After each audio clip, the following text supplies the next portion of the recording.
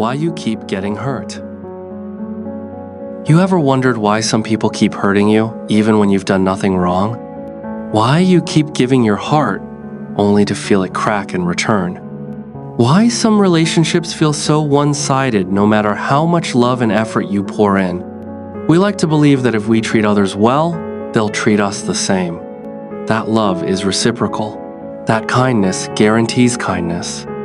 That if we're genuine, people will see that and protect it. But here's a truth that's hard to swallow. Most of the pain we feel in relationships doesn't come from the betrayal itself. It comes from our expectations.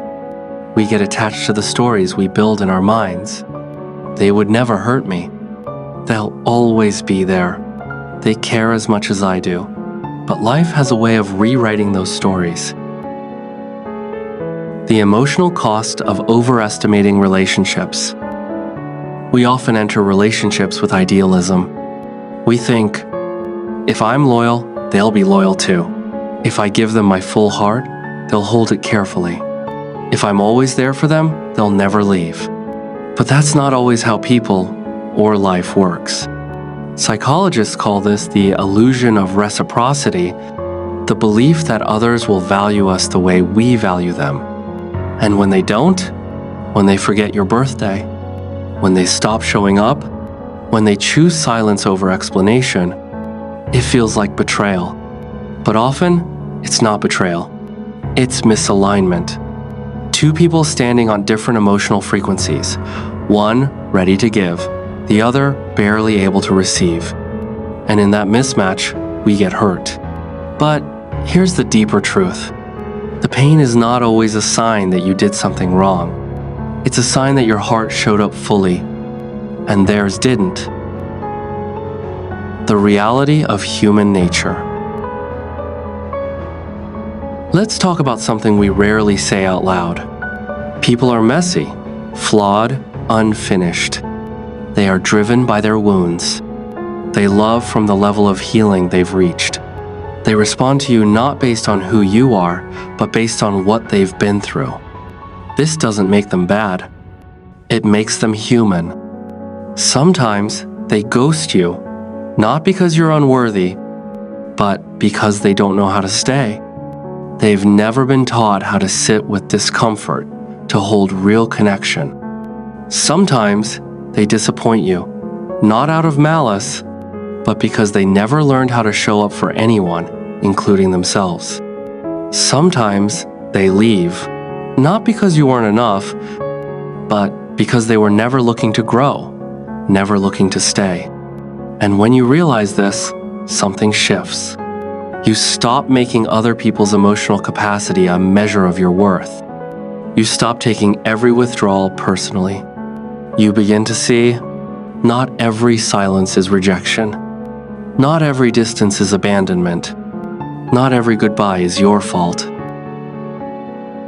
Emotional maturity is adjusting expectations. Emotional maturity isn't about closing yourself off. It's about learning to give without attachment, to love without illusions, to care deeply but not demand that others meet you exactly where you are. Because sometimes they won't, and that's okay. Author Brianna Wiest once wrote, "We get hurt when we confuse temporary people with lifelong roles." And that's the hard lesson. Not everyone is meant to stay. Not every connection will be deep. Not every forever lasts. But this doesn't mean we stop trusting. It just means we trust wiser. Letting go doesn't mean you didn't care. It means you cared enough to stop hurting yourself. How to protect your heart without closing it. So, how do we stay open yet protected? How do we love deeply without bleeding out every time someone mishandles our heart? Here are 3 powerful mindset shifts that change everything. Give without attachment. Let your kindness be a reflection of who you are, not a currency you use to earn worthiness. Believe energy, not just words.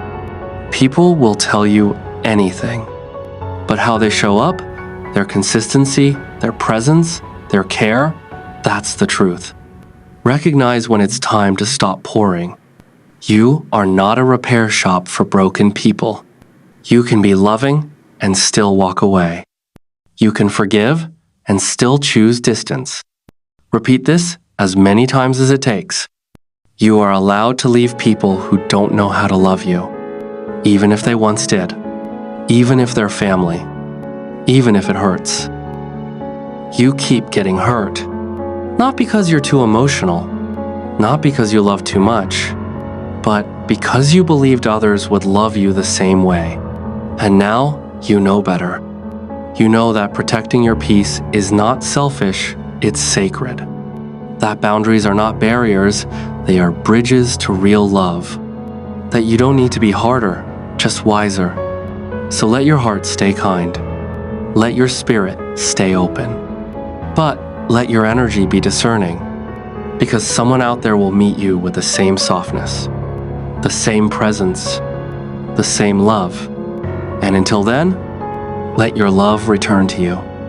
If this spoke to you, let it sit with you. Write about it, reflect on it, share it with someone who needs it.